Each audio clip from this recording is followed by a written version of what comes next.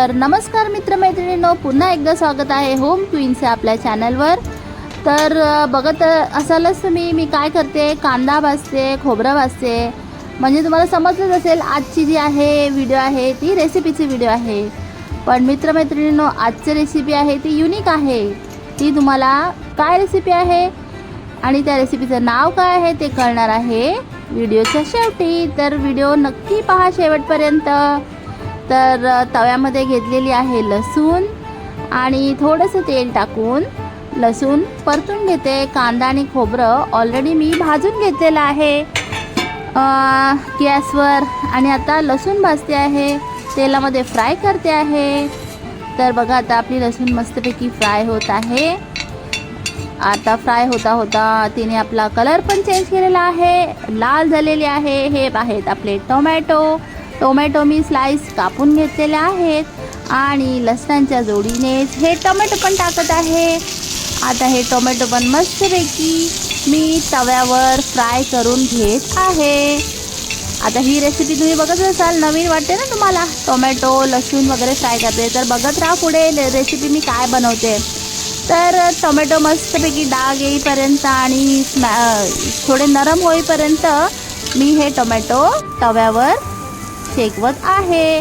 पाहू शकता ह्याचं लूक कसं झालं आहे। ह्याचं लूक टोमॅटो मस्तपैकी डाग पडलेले आहेत आणि छानपैकी शिजलेले आहेत। आता बारी आहे खडा मसाल्यांची। खडा मसालेसुद्धा थोडे तव्यावर गरम करून घेत आहे, मी भाजून घेत आहे। खडा मसाल्यांमध्ये मी घेतलेला आहे तेजपत्ता, धणे, जिरे आणि थोडी काळी मिरी। आणि आता हे सगळं वाटून मी रेडी केलेलं आहे एका प्लेटमध्ये। तर प्लेटमध्ये आता तुम्ही बघू शकता सगळे मसाले मी एकत्र ठेवलेले आहेत आणि हे आता जाणार आहेत आपल्या मिक्सी जारमध्ये।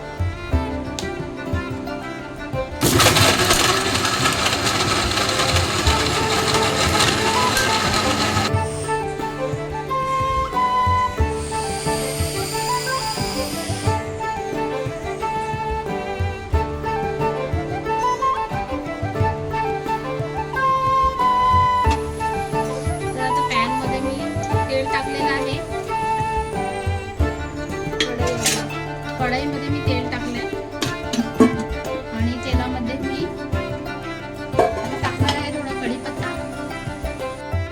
तर कढईमध्ये मी टाकलेला आहे तेल आणि तेलामध्ये टाकला आहे थोडा एक तेजपत्ता टाकला आहे, कारण तेजपत्ता मी या मसाल्यामध्ये पण घेतला होता। तेलामध्ये तेलामध्ये तेजपत्ता टाकलेला आहे आणि हे जे आपण वाटण केलं होतं ना, ते वाटण आता आपण तेलामध्ये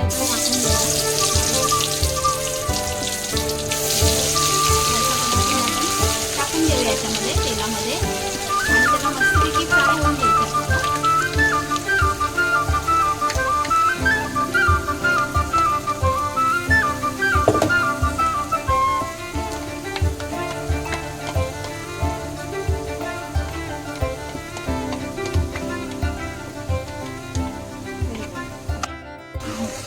वाटण मी तेलामध्ये टाकलेलं आहे आणि आता याला मस्तपैकी तेलामध्ये मी एकजीव करते। आणि आता ह्याच्यामध्ये मी सुके मसाले टाकले, जसे की हळद आता टाकते मी, बघा ही हळद टाकते मी। ओके, हळद टाकल्यानंतर थोडे धणे पावडर टाकते मी। त्याच्यानंतर मी टाकणार आहे तिखटसाठी आपला कांदा लसूण मसाला टाकणार आहे मी फ्लेवरसाठी। कांदा लसूण मसाला टाकते मी।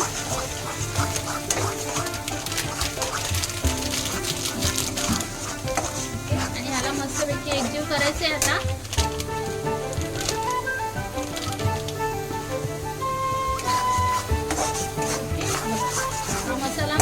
तेलामध्ये एकजीव होऊन द्यायचा, परतायचा. तेल ह्याच्यामध्ये वर आलं पाहिजे मसाल्यामध्ये. याच्यामध्ये मी टाकलेला आहे थोडासा आपला घरगुती मसाला. आधी पण थोडा टाकला होता, म्हणजे शूट नाही घेतला मी. तर आता हा घरगुती मसाला ह्याच्यामध्ये टाकलेला आहे आणि तेलाला चांगलं याच्यामध्ये परतते या मसाल्याला. हे बघा, जेणेकरून तरी येईल वरती आपल्या आमटीला.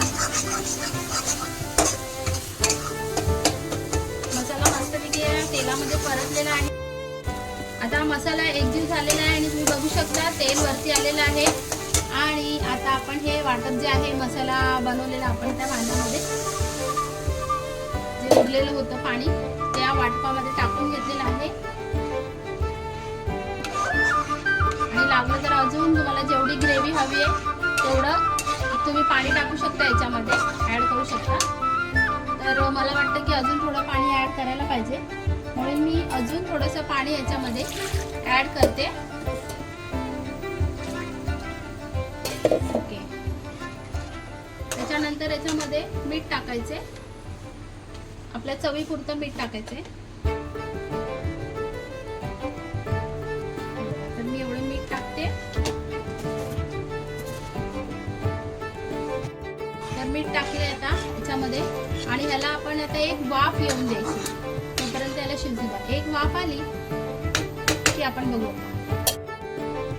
आता आपल्याला बेसन घ्यायचंय, एक मोठा चमचा बेसन घेतले आणि हे जिन्नस घेतले. ह्याच्यामध्ये आहे मिरची, कोथिंबीर आणि लसूण. आता या मिरची, कोथिंबीर, लसूणची मी या खलबत्त्यामध्ये पेस्ट करणार आहे. ओके.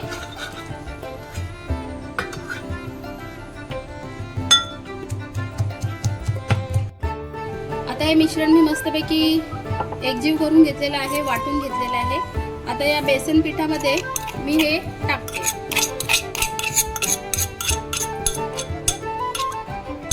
बेसन पिठामध्ये टाकले. आता ह्याच्यामध्ये थोडंसं आपल्याला मीठ टाकायचे.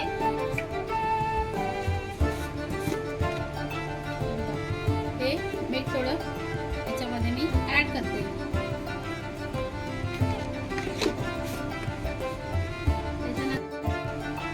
हे बघा, थोडीशी हळद टाकते मी. आता काय करायचं आपल्याला, थोडं थोडं पाणी टाकायचंय आणि हे मिश्रण सगळं एकजीव करायचंय. पाणी अगदी थोडं थोडं टाकायचंय, कारण काय हे जे बॅटर जे आहे ना आपल्याला, हे अगदी पातळ करायचं नाही आपल्याला, हे घट्टसर बॅटर करायचंय.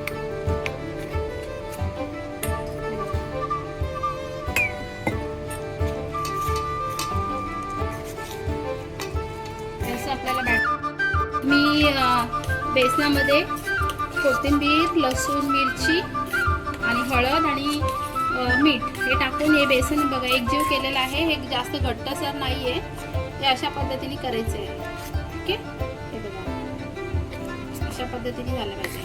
आता हे उकळ आलेलं, या आमटीला उकळ आलेली आहे आणि आता आपल्याला हे जे बेसन आहे ना हे असं त्या आमटीमध्ये. तर बघूया फ्रेंड्स आता आपली रेसिपी कशी झालेली आहे. तर जे बेसनाचे जे मी बॅटर केलं होतं ना, ते बॅटर ना मी स्पून याच्यामध्ये आणि हाताने सोडलं होतं मी. तर हे बॅटर याच्यामध्ये मी सोडलं होतं आणि बघा अशा प्रकारे ते आता शिजलेलं आहे. कसं दिसते, छान दिसते ना मस्तपैकी. चिकनचाच लूक आलाय ना मला. तर अशा प्रकारे हे शिजलेले आहे आपली रेसिपी.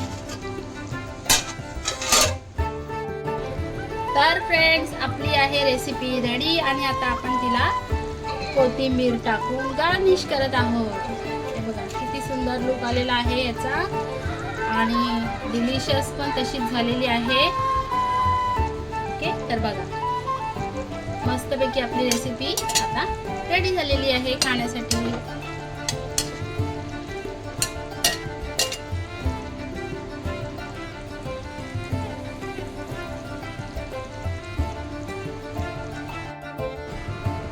तर फ्रेंड्स ही आहे आपल्या रेसिपीचा फायनल लुक बघा कशी दिसते, छान मस्तपैकी. चिकनला सुद्धा मागे टाकेल अशी आपली रेसिपी रेडी आहे. तुम्ही पण ट्राय करून बघा. आणि मी आता या रेसिपीचं नाव डिस्क्लोज करणार आहे. तर या रेसिपीचं नाव आहे, सांगू का? ही रेसिपी आहे विदर्भाकडील तोंडाला पाणी आणणारी गावरान विदर्भाकडील चुनवडी रस्सा भाजी. तर कशी वाटली मित्रमैत्रिणींनो ही रेसिपी आवडली तर तुम्ही पण एकदा नक्की ट्राय करून बघा. आणि मला पण कमेंटमध्ये सांगा की कशी झाली ही रेसिपी. आणि व्हिडिओला लाईक करा, शेअर करा आणि सबस्क्राईब करा. बाय.